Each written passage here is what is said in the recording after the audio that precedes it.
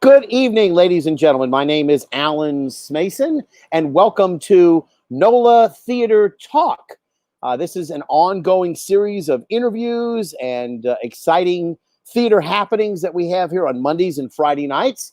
And it's all brought to you on the NOLA Theatre Folk Facebook group site, which you can go to through Facebook, of course, or the theatercriticism.com page. Again, the one on Facebook, not the theatercriticism.com website. This evening, we're going to have, in just a few moments, a very talented actress and singer who it's been my delight to know in many, many capacities. But before I do, I just wanted to let everybody know that we're going to ask you, if you're going to make any comments tonight, to please go to StreamYard.com/Facebook. That'll allow you to have your comments posted in advance. So we have had several comments in the past, people looking forward. As an example, we have a comment before we get started from Mr. John Bostic. So we're going to bring him on, but in a little bit, I hope one day at one of our shows as well. But so if you are interested in being part of the show with your comments, I will try my best to deal with that. And John sort of stole your thunder, Troi. So I'm not going to do anything more than just bring you on right now. Ladies and gentlemen, let's bring in Troi Bechet. Yes, indeed. Hey, I love you too, John Bostic. So already you've got comments. I love it. So Troi, I know I sort of put this on you. We've got a number of plays that are happening now on Monday nights, and so the Friday nights I wanted to make sure I didn't occupy a Friday night. And so what happened was I didn't get to promote this as much as I really wanted to, because you're an outstanding actress and singer and been involved in so many different projects. We're going to get to that in a little bit, but to be very frank, I needed to keep that Friday open just in case something went wrong with the theaters that were doing the presentations, the plays, etc. We just finished one last Monday of Brick for Pride Month by John Broder, and coming up this next Monday is going to be none other than Rising Water by Troi Bechet. And of course, those of you who haven't already checked it out, we're going to have a little scrolling banner that'll be at the bottom later on tonight. Leslie Castay and Carl Palmer are starring as Camille and Sugar, the two protagonists, if you will, in this work, which was the first of Troi Bechet's trilogy of plays based on Hurricane Katrina, the experience, and then the response of people in wanting to come back from it, et cetera, and how we as a community dealt with it, and just really powerful, moving plays, and all of this in time for the 15th anniversary. I guess that's a good jumping off point for me.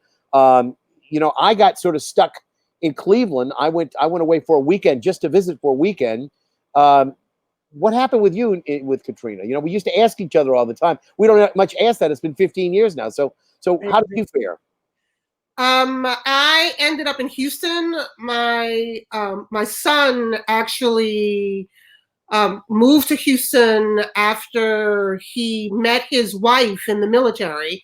She was from Houston, and they were stationed at Fort Polk together, which is just outside of Houston. And so he was living there, and I dragged my family out of New Orleans to make sure that we wouldn't get caught here.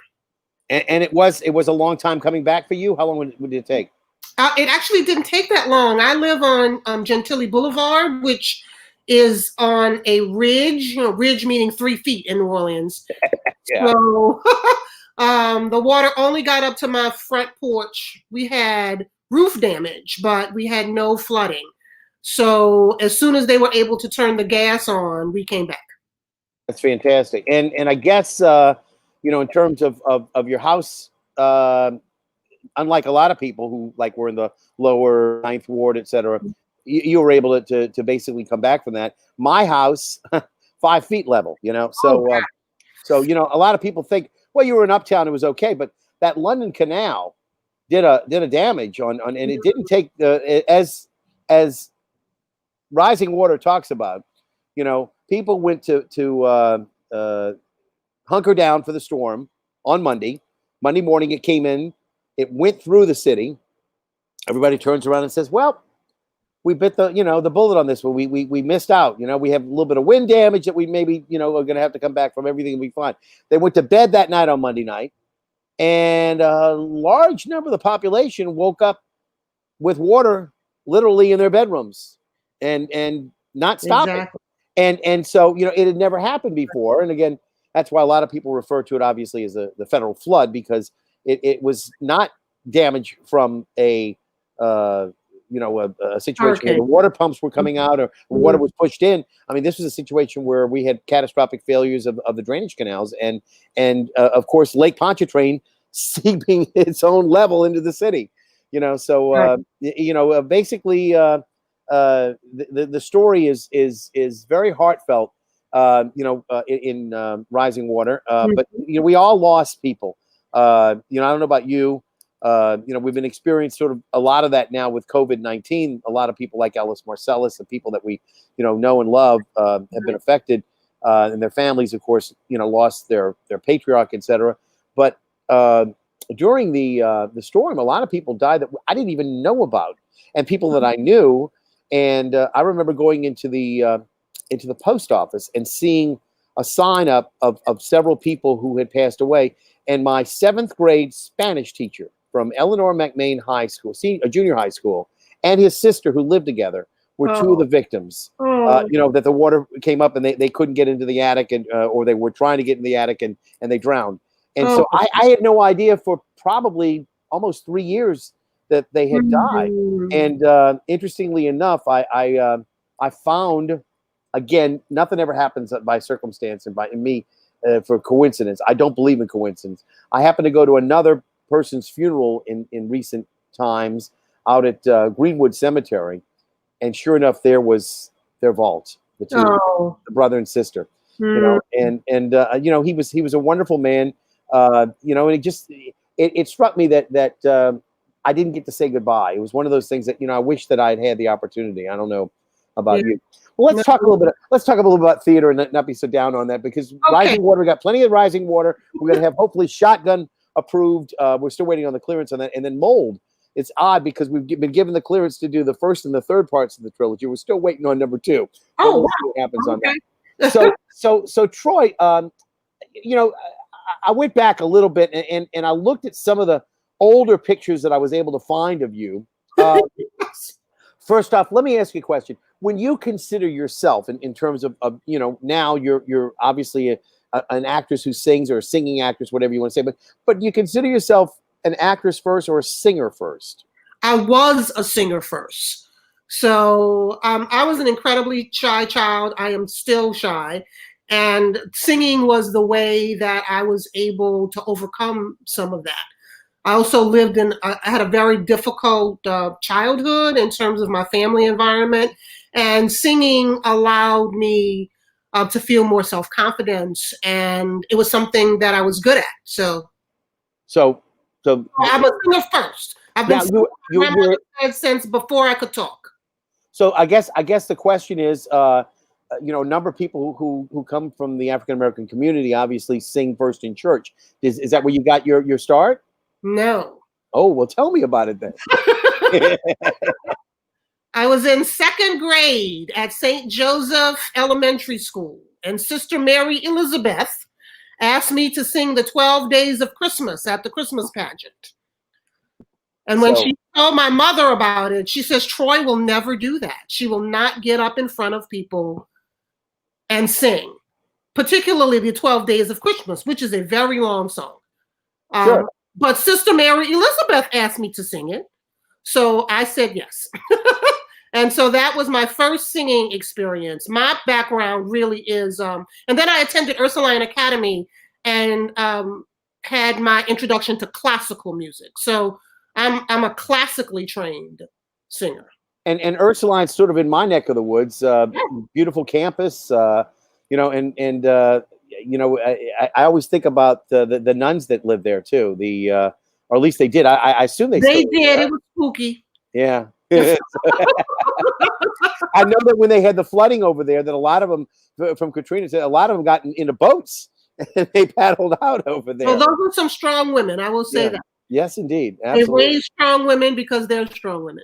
So when you started singing, did you have a particular genre? That was it jazz or that you liked? No, I really did not sing any really popular music until I got to college. Wow. And you went to college where? UNO. Okay. Yeah. Now, were you involved as part of their music department over there? I was in the. This is not the. I belong to a group called All That Jazz. My husband sang in that group as well, and that's where I sang popular music. But I was the only non-music major to be in the madrigal singers and their a specialized chorale. I was not a music major. I was a psychology major. So I guess at that point, when did you decide to move out into the more popular music? All That Jazz. That was mostly it. because my husband was in that group, right? So. And I think I've actually got, if I'm not mistaken, I've got a picture of you from maybe some of the earlier days there. Is that? Oh no, that's when I started singing jazz. Okay. Yeah. Mm-hmm. So this is actually a more recent vintage picture. Yes. Okay. You certainly do know how to hold the microphone. So I know I went back and I you told me who the people were in the picture. I apologize. It's not the best picture, but I showed you this picture last week when I was coming on. So tell me a little bit about who these people are and where you were when this was happening. So that is at LSU. Femi Yuba, who I haven't seen in years, and I hope he's okay, was in the theater department there. Don Guillory is the young man on the left. And this is a play called The Tropical Breeze Hotel, in which I play an aging burlesque performer. And Donnie was my lover. And we did that play. I can't remember when. That was a really long time ago. It feels like though. And Femi, and his wife were really good friends with my husband and I, and that's how we met. And he discovered that I was an actor and said that he had been wanting to do this play for a really long time and asked me if I would do it. I'm trying to see if I can get that. Yeah, let's see if we can move that back. That's fantastic. So what year was that approximately? That has to be at least 20 something years ago. Yeah, at least. I think you said your son might have been like 8 or something, right? 8 or 9. Maybe so.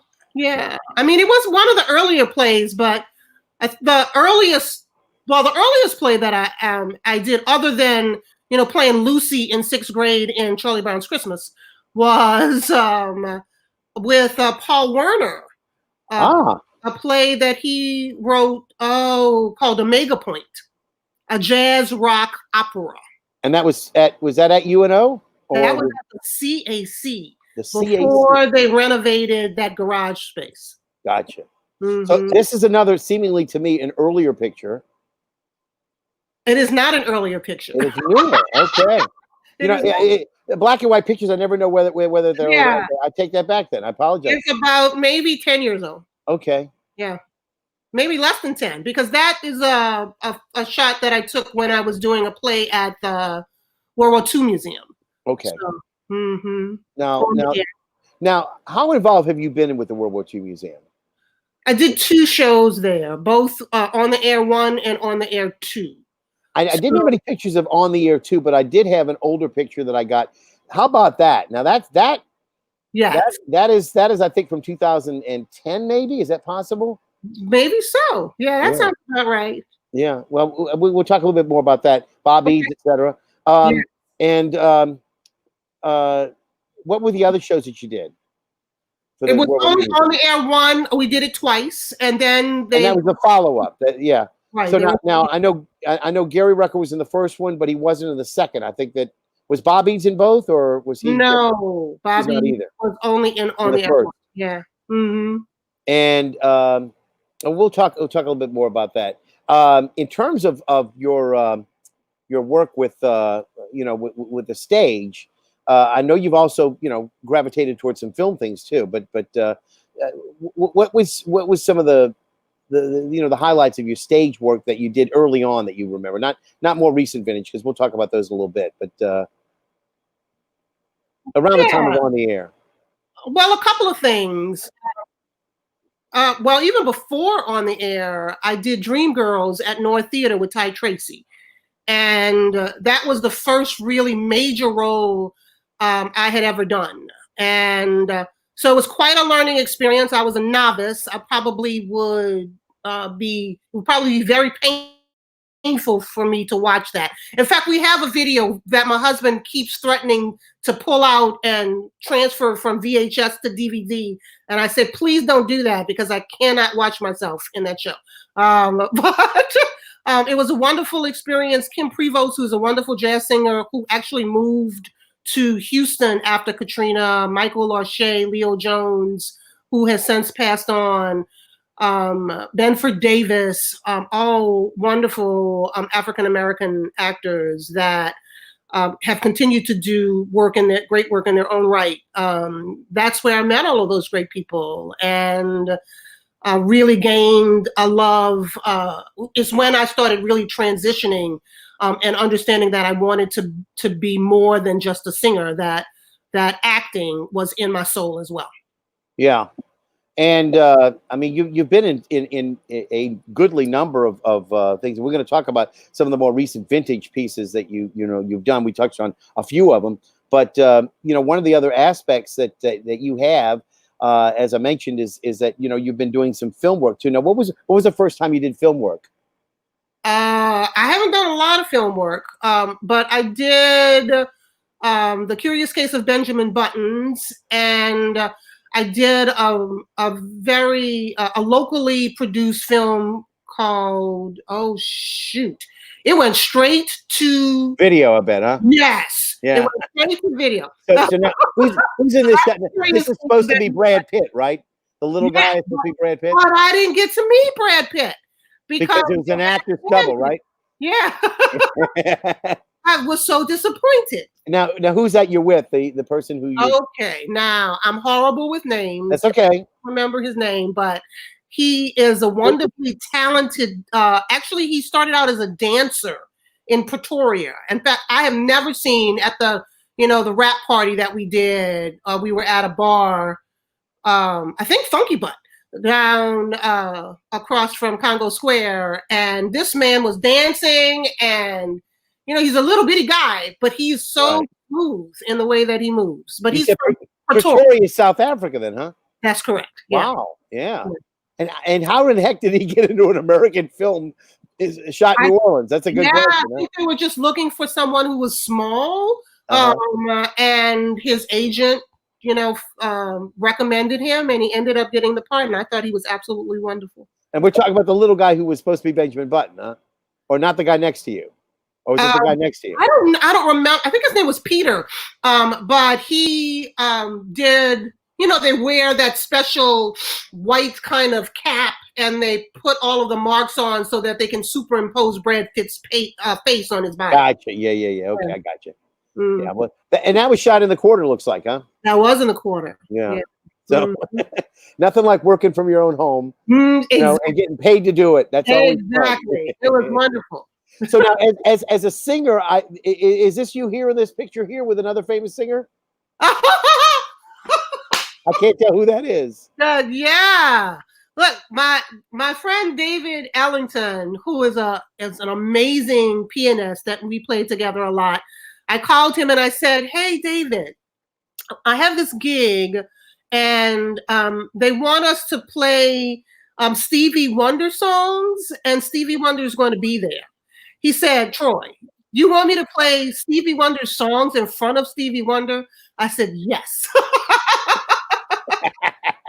Yes, I did. That's amazing. That's amazing. He was so generous. Stevie was just a very, very generous guy, and complimented us both. And actually, look, this is a great story. My husband, who is also incredibly shy, I said, "Ron," that's my husband's name. I said, "Ron, I am going to go sit." Stevie was playing the piano. and they didn't have a standing mic for him. We only had my mic, which was handheld. So I said, I'm going to go sit on the piano next to Stevie Wonder, and I'm going to hold this mic. And we're going to be sitting right on the piano next to each other. I need you to take a picture of that. And my husband said, I couldn't get to the front, Troi. I'm like, what do you mean you couldn't get to the front? You had to take this picture of me and Stevie Wonder sitting on the piano bench together. I don't have that picture, but he did take the picture that you had up. Yeah, that's a nice shot, though. I mean, you It always is have a that nice try- shot. you know, me and Stevie, my old pal. There you go. Yeah. So again, I know I amassed a lot of pictures, etc. For this particular one, but I noticed there was another famous personality that you were butt up against, and I mean, now you got to tell me how did you end up with Glenn Close? I know you're not in Sunset Boulevard. Was this from No. So we wrote a play, me and 13, 14, 15 other women that Ashe Cultural Center and V-Day produced. And Carol Bebel, to her credit, when she was asked about writing this play, she said, we have women who can do that here. And I was one of the women that was chosen to co-write this production. And I ended up actually writing most of the songs for this show. And Eve Ensler, who runs V-Day, said, Sure. Troi, will you come up and sing the title song? The name of the play is Swimming Upstream, and I wrote a song entitled Swimming Upstream. And she said, will you come up and sing the title song for our fundraiser? And I happened to be sitting at the table with Glenn Close. Wow. and I think she got the memo on the color, too. Is that? Yes. We all got the memo. You will have to wear pink or red. I love it. But that's fantastic. Now, of course, I got to see her a few years back in Sunset Boulevard because she reprised the role about a year or so ago. But I saw her in 1995, and she was just absolutely incredible. And she also, if I'm not mistaken, was riding as a participant in the Orpheuscapade. She was on the Orpheus Parade that she participated because I for some reason I'm not quite sure, but it seems to me that Harry Connick Jr. had done some kind of a project with her. I'm not quite sure what it was, but because Harry was involved, Glenn came along, and that was pretty cool. But so you and Harry both have a connection to Glenn. Love it so much. And I'm just trying to see most of the other things I've got. We'll talk about in terms of the plays, etc. But again, I'll mention.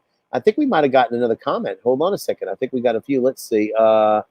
Yeah, let's see what this one says. An original. So that's got to be from Tommy, right? Yes. Yep. Yes. And Tommy, I was going to get to that. Yeah, right. Yeah, not quick enough for her. Okay.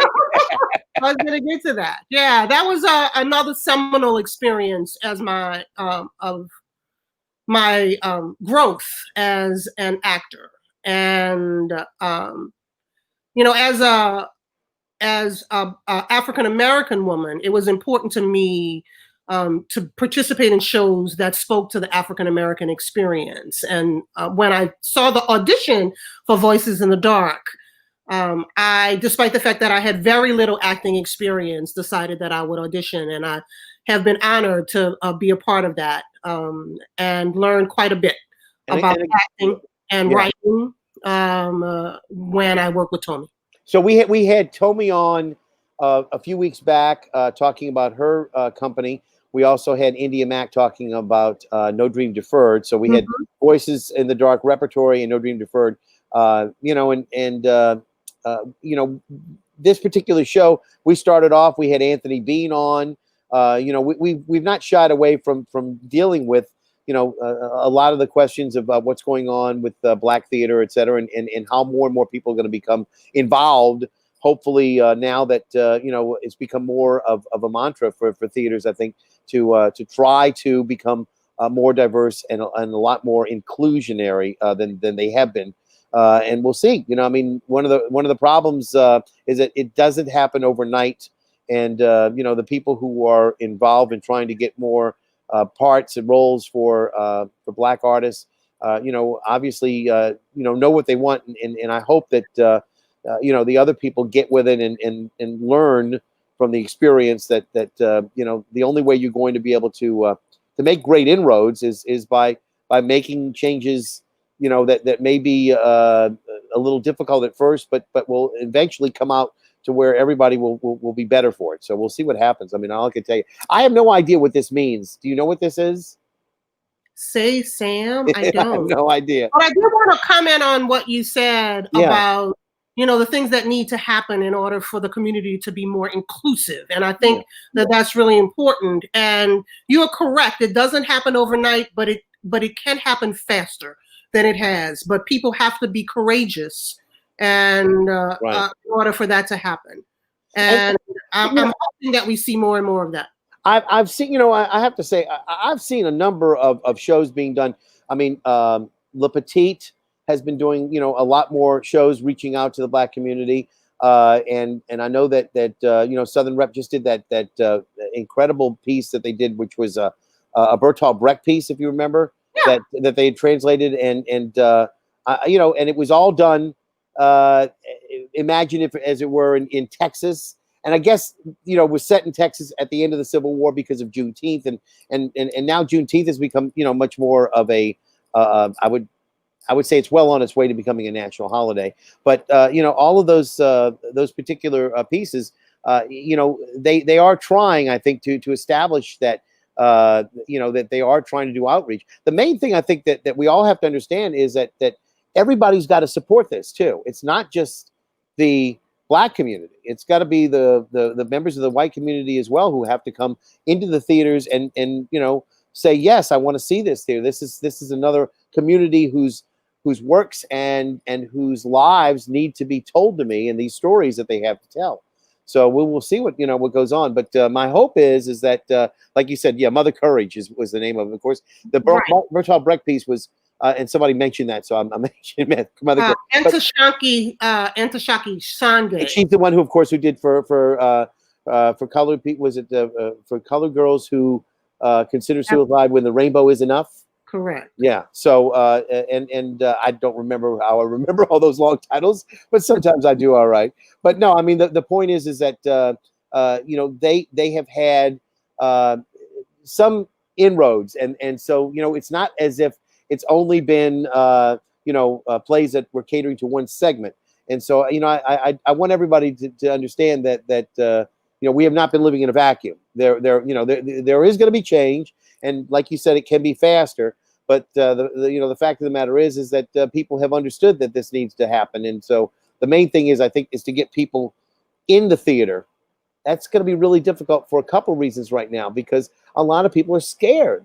A lot of people just don't want to go, but not because it has anything to do with anything to do with Black or white matters. It's just the fact that they don't feel comfortable going into a place where they have to wear a mask and they have to socially distance, and they're concerned. My goodness, who would have thought a year ago that Broadway would be shut down? Right. And it was kind of interesting. I saw the other day that there was a little bit of pushback because Broadway's always been called the Great White Way. And Whoopi Goldberg now wants to call it the Great Bright Way, which I think is kind of cool. I hadn't heard that. I like that. Oh, you like that? So, yeah. So let's see. Okay. All right. No, don't talk about me, guys. I'm a very, very small cog in this wheel that's turning. Very small. Well, I think what the comment, if I can be so bold, what I think what the comment is saying is that African Americans have been working on this for quite some time. Yeah. And we need more people who look like you to work on it in order to move us actually to equity. Yeah, and so it's not the show selection, it's the casting. And I guess that's true, but just like the Gershwins had said, we don't want white people playing Porgy and Bess. Sometimes the show is important. I mean, just like Lin-Manuel Miranda said, when Hamilton is being cast, we don't want white people playing these roles anymore. This is a cast of diversity and inclusion. It's not supposed to be anybody who's not of color. We want Black and brown people on the stage portraying George Washington, Thomas Jefferson, et cetera, et cetera. And again, that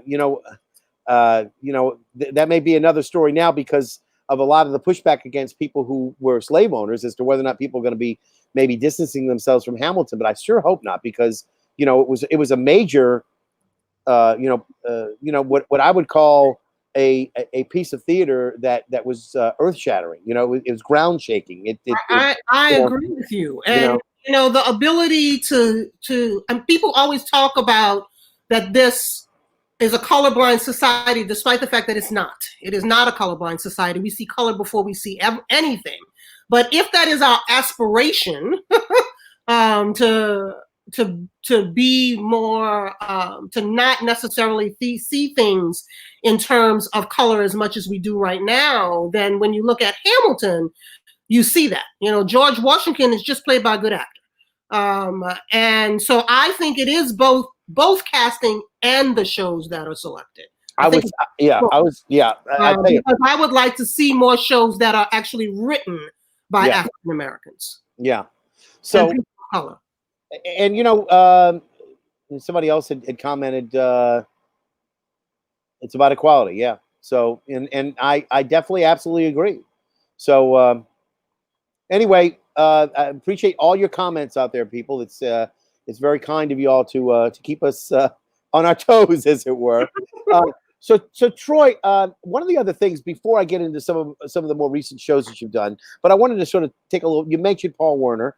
Werner and you are all members of the Big Easy Theater Committee. Yeah. And I wanted to find out, were you asked to be on that by Gloria Powers or by Marie Lovejoy? No, Gloria. Okay. Gloria asked me specifically because even before this idea of making sure that things were equitable was popular, she said, Troi, we need more African Americans on the Big Easy Theater Company. I would love it if you would be amenable to joining. And I took that responsibility seriously. So here I am, I don't know, 12 something years later. Right. but again, I hate to say it, this is one of the other places where we need more active members of the African American community on that committee to be seeing shows, to being, people who select those shows for honoring. And one of the problems is that, there are not as many people who are involved, and there can be. There's no reason that there can't be. Just that, there are, I've been on the committee now for 21 years. Wow. And that's, I'm the senior member of the committee. And I always remind that Brian Sands, who's on the committee, is 3 months behind me. So he's a junior member of the committee. So, but the fact of the matter is that we who are on the committee love theater. Paul Werner, you mentioned, loves it.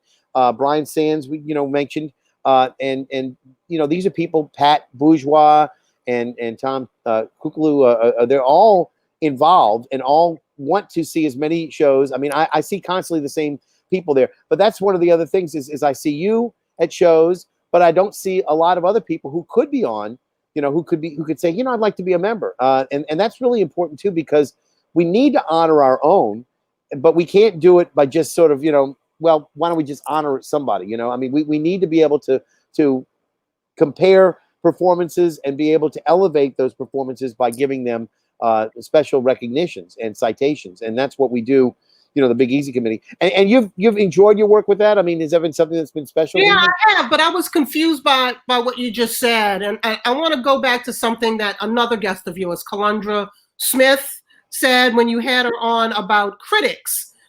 She talked about the importance of having African-American people of color who are critics in the theater, which we also significantly lack, as your show pointed out, that it was important to assume cultural difference before you assume an artistic deficiency. So even though we're not critics, we do vote with critical criticism in mind. And there are things as an African American that I lived experience that you as a white person will not necessarily understand unless maybe you've gone through training in cultural competency, did some significant reading on the people of color experience. But the likelihood of that So the way that you can counter for that is to have people who actually have that experience, that will look at the production and understand that experience and not see it as an artistic deficit.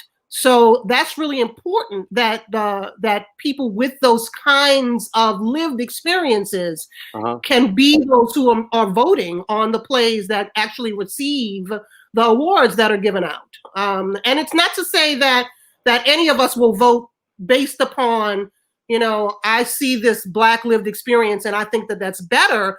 Is that, in fact, we're going to be more, I know I am, I think I'm more balanced because I know what it is to live in society, which is the society that we live in, that is, that has way far, like, that we see things that happen like we are seeing with the police today. I live that experience every day. But I also live the experience of how to navigate, the world from the society, the society that we've seen over the last 400 years. So I know both ends of the spectrum.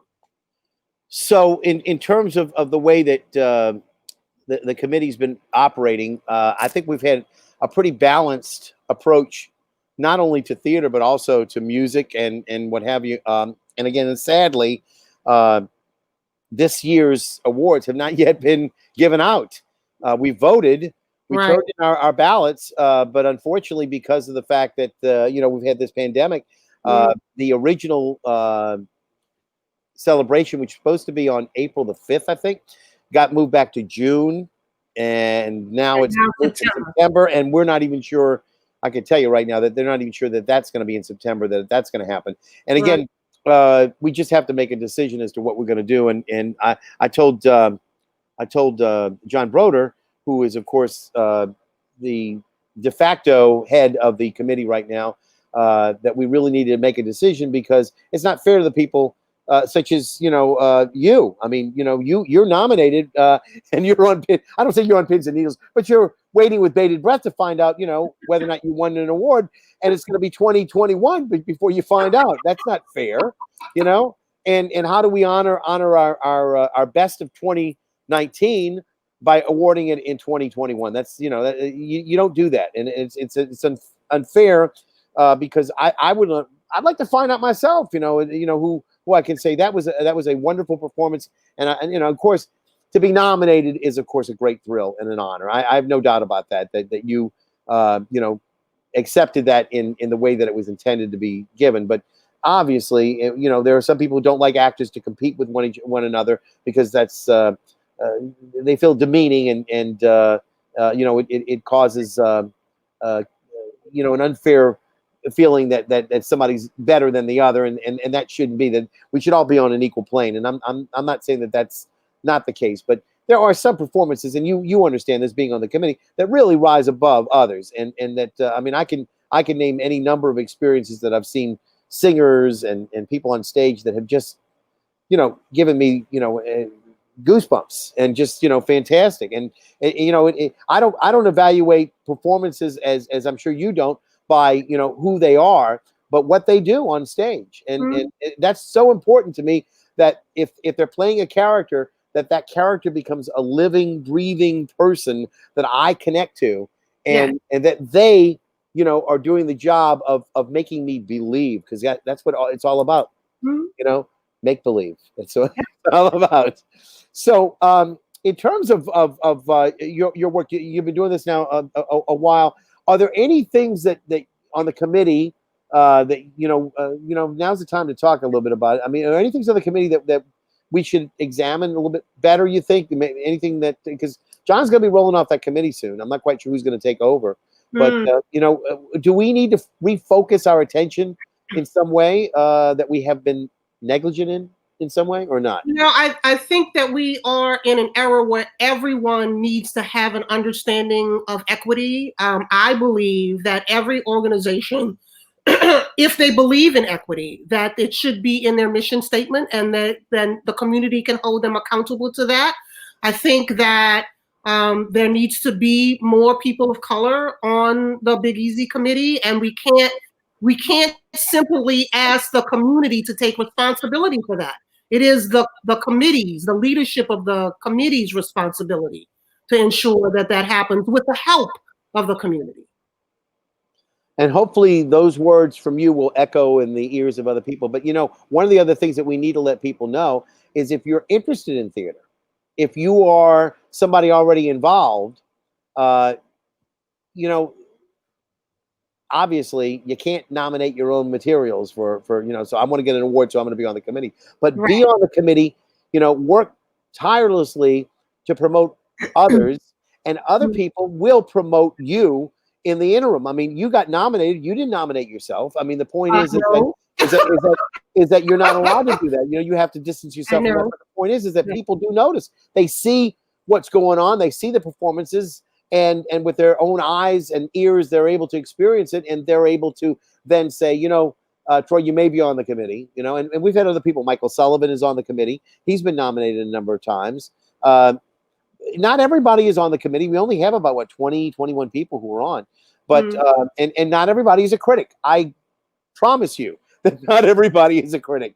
The reason I got asked to be on the committee was because I was doing criticism, and I'm sure that it stuck out a bit. But you know, I'm not you know, there you know, because of that. I think that if I was just a critic and I was just writing articles about theater and not really involved, that you know, I wouldn't have stayed on that committee for as long as I have. And I think, you know, you've said the same thing in a sense by your years of service to the committee as well. And so, you know, I want to thank you for doing that, because it really is an important job, and we hopefully will get more people to volunteer. You know, we don't have the space to have 35 people. So whoever it is that volunteers has to make a commitment. But once and if they do, I think that they will be respected enough that they'll be, if not put on right away, at least be in a situation where they can be on a waiting list. And unfortunately, people have, you know, attrition on that committee. You know, people are unable to attend. I know Adela is still on the committee, isn't she? Adela Gautier. So I mean, there's another person. She's been on our show, and she's you know, another fantastic person to talk about you know, the Black experience here in New Orleans, and you know, one of the better known actors you know, that's been doing film work as well. So you know, she is a great addition to our committee, and I'm glad, like I said, that there are people out there who are doing their best to, you know, ramp up the numbers of pieces that are nominated. And you know, we don't have you know, a like a sheet that says, you know, they hand out, we self-nominate these. So, you know, people don't understand the whole process. I mean, we come in with all these programs that we've seen throughout the year, right? And you have 50 or 60 or 70 different programs, and we start going through the ones that we really, you know, find resonance with and believe, you know, rise to a higher level. And I mean, a lot of times by the time we go around the room, you know, most of us have agreed, and a lot of times the people on the end who don't get to start off at that particular time, they'll have a chance to go back around the other way. You know, they say, you named all of mine, you know. So you know, we're of a hive mind in a sense. We're of like mind, but not necessarily. There are people who, you know, really push certain things, and so you know, I'm really glad that you're doing that. And again, I want people to know that that's part of what your persona is in terms of getting involved. Let's take a little bit more look at some of the other things you've done. I was hoping to talk to a couple other people, but I'll see whether or not I get surprised a little bit later. We'll see what goes on with that. Let's go back to this one. And you know, what's interesting, and I actually had hoped that your daughter might join us. That is your stage daughter, Idella. I've been looking for her to show up, but she was going to visit him tonight. But it's already almost 8:45, so maybe she missed it, didn't get my invitation, but I apologize. But she was going to be in there, and of course, Courtney now lives in Peru. Which I didn't know that. She got married. She got married to a you know, a tall, dark, and handsome Latin man, and she's now very pregnant. I think she's like in her 8th month now, just about. So, but that must bring back a lot of memories. It does. It was a wonderful experience. And again, this was on the air 1. It takes place supposedly on Mother's Day, 1945, and Sean Patterson was on. We were talking about the show, and I told him, I said, you know, Sean, there's no way you could have had "You'll Never Walk Alone" on that show because it didn't open. The Broadway show didn't open until the fall of 1945, and this was Mother's Day in May of 1945. And he said, "Yeah, what we said basically the show was that we got an advance copy of the music, like Oscar Hammerstein the second, and I mentioned it Yeah, at the time. I think writers have the right to creative license. So there you have it. It's okay. It's okay. But Sean and I were going, I said, that didn't happen. There's no way it can. But the Exactly. whole idea of having It's another not a chapter. documentary, Alan. It's not a I know. documentary. So let's talk about one of your more recent works. And I think that that this is one that as a matter of fact, I think I can do this one first. I need to get these pictures from you. I have none of these. Okay. Now this is Carolina Change. And again, that's a young lady who played your daughter, and again, Carolina Change, Tony Kushner work that he did, and actually he came down to New Orleans to talk to Loyola University at the time that this was running. That had to have been a joy for you. It was that, and I got to talk to him and tried to get him to come to see the show, but he, had a very busy schedule. When you're Tony Kushner, you get a chance to be busy. But it really was as I said, I'm a classically trained singer, but this is the toughest music I have ever sung in my life. That show was musically very difficult, but such a wonderful experience for me to have been able to portray that role. Now wasn't that Janine Tesori? Yes. I mean, and of course, everybody who doesn't know Janine Tesori won a Tony Award for Fun Home and was also involved with Shrek. So and several other pieces that she's done through the years. But one of the most prominent female composers out there. And again, this is another piece. I love the set too. This was a wonderful set. Oh, they did such a great job. You had the Jewish family too that was involved in this too, because it's based Tony Kushner's a Jewish Louisianan. I think his family hailed from Lake Charles, and his father was a conductor of the Lake Charles Symphony, and I might have even conducted in Lafayette or something like that. But he wrote Carolina Change, basically autobiographical in a sense, and of course Janine Tesori. And you're right, this music is almost operatic at times. It is very tough, and for Loyola University to have mounted this production, I think is a feather in their cap. I don't know that many universities could actually have pulled this off. It was really that good, and then to have Tony Kushner come down, and Jim O'Quinn, my fellow critic, who's also on the Big Easy committee. I should mention him as well. He ran American Theater Magazine for 25 years and retired in New Orleans. He's originally from Lafayette, and he did the interview with Tony Kushner, and they knew each other for years. When Tony Kushner was on his way up, Jim O'Quinn had sort of already arrived. So it was nice to see the two of them talk in just a general kind of easygoing fashion, and they talked about Tony Kushner's career, et cetera, and it was really fabulous. Okay, I would also like to say that what I told the director is that choice was very brave. And when I talk about equity requiring courage and bravery, this is one of the examples, because it is a musical, but it is not a feel-good musical that people are singing and dancing in the aisles. It tells a very tough story, and it is not the typical kinds of musicals that you might get an audience easily to. So despite that, both JPass and Loyola chose that piece of work. And I absolutely said that was a very brave thing to do. Thank you for doing that. So let me see. I know there's a few people. Okay, there's a question here You can't expect black people to show up to your shows. You have to attract this market to us. Well, they're not my shows to begin with, so I appreciate that. But yeah, and there's another comment. Who doesn't want an Oscar? Yeah, me too. Okay, all right. Oh, I think this may be a more personal message for you. Ooh. And this is about Troi had Idella, Anna, Ann, and myself. Ugly tears in this role.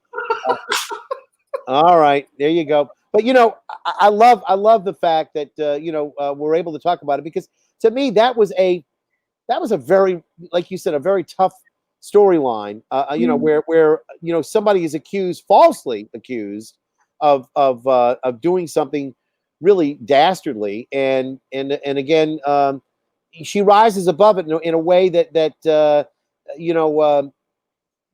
her strength of her character really shows through, and she never allows it to get her down to that level. She responds in a way that she's able to have her own dignity about everything too, and it's just a really wonderful part. But I wonder if the people, some of the other people who were in the cast kind of felt like, geez, this is not exactly a story that I want to deal with. But I never heard that. I never heard that. I never heard that from anyone. Everyone really thought it was an important story to tell. Good. The world is not all fairy tales. So if you want to be an equitable world, you need to see all sides of the world as honestly and as realistically as possible. So let's go to your most recent work out there, and for those of you who don't know, that is Troi as Mahalia Jackson in Flowers for Hallie, and this was your most recent Big Easy nominated role, and again, that was just, I mean, some of these pictures are outstanding. Look at this one. I mean, that I would have thought that's Mahalia right off. I mean, that's that. Now, this is John Berwa, I think, who did these pictures, right? Yes. I mean, that's just exquisite, and the lighting was beautiful. The music was fabulous. I mean, even the characters you had on there. I mean, you really carried off this role.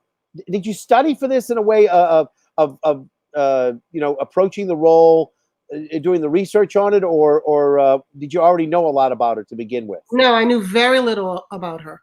But I've read every book I could find, every article I could find, looked at every YouTube or other video that I could find, even if it was a 2-minute clip. Just anything that I could find. That I read books that it was a book about something else and they had a chapter about Mahalia Jackson, so that I could figure out, my goal was to figure out who she was. And I will tell you, the best compliment that I got about that show was from her family, who said that when they came, 10 of them came to see the show one Sunday and stayed for the talk back, and said, you really captured her. Like, you got her. And that was the best compliment that I could have ever gotten, because that was my goal, to have people see her as a human being who she really was, not just the famous singer, not just a civil rights activist, but as a human being. And again, not going to reiterate, but yeah, just a wonderful performance. And obviously, you did the trick because you got nominated for the Big Easy Award. We don't know if you won yet. Still, so, I normally ask people what they're drinking, and you informed me earlier in the day that you're allergic to alcohol. So, what did you have there in that glass? I have sparkling water and cranberry juice. Fantastic. I have no problem. Now, I showed you, what was this? Do you remember what the name of this drink was? A Harvey Wallbanger. That's right. I've had one of these on the show before, but I went and bought some extra orange juice this week. So I had an abundance of orange juice. So I said, I don't want to make just a screwdriver. That Galliano is sitting up there. It cost me like $35 for that bottle of Galliano. So I'm going to make sure I have it. So, and the best part about it, this is from the crew of Toth. And I explained to you that the crew of Toth, the king of Toth this past year, was a fellow by the name of Tom Collins. So, of course, they made Tom Collins glasses in his honor. So there you go. We're getting down to the end now. We have about less than 5 minutes now before we have to wrap things up. But I want to thank you for being with me. This is a great joy for me.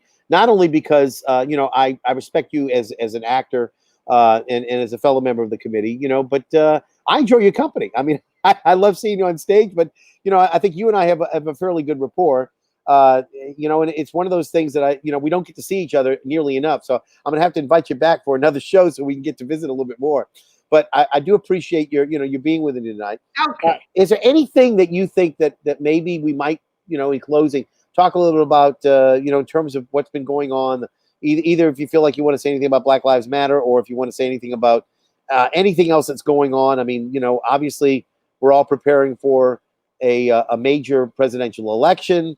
They're going to be having the summertime. We're dealing with I'm not quite sure, socially distanced conventions for both of the Democrats and the Republicans. And of course, we're still dealing with this pandemic. It's a challenging time for everybody, not just actors and theater critics, but for everybody. And there's a lot of humanity that's in here, and so understanding the human condition is what actors do, but we're living the human condition right now. And I thought maybe if you wanted to, and you don't have to get too verbose or too heavy, but is there anything you'd like to add about what we talked about tonight, or anything you feel like we should talk about maybe? Yeah, I mean, just in general, the time that we're living in is very stressful. So I do want people to make sure that they take care of themselves. That's really important. You can't, and I hope that people will see this as an opportunity to really move the needle towards equity, to find in their hearts the courage to do some tough things that are necessary in order for this to be a more fair and just and equitable world. I believe that most people, as I told you earlier, my undergrad degree is in psychology, my master's is in social work. I know that most of us are good people.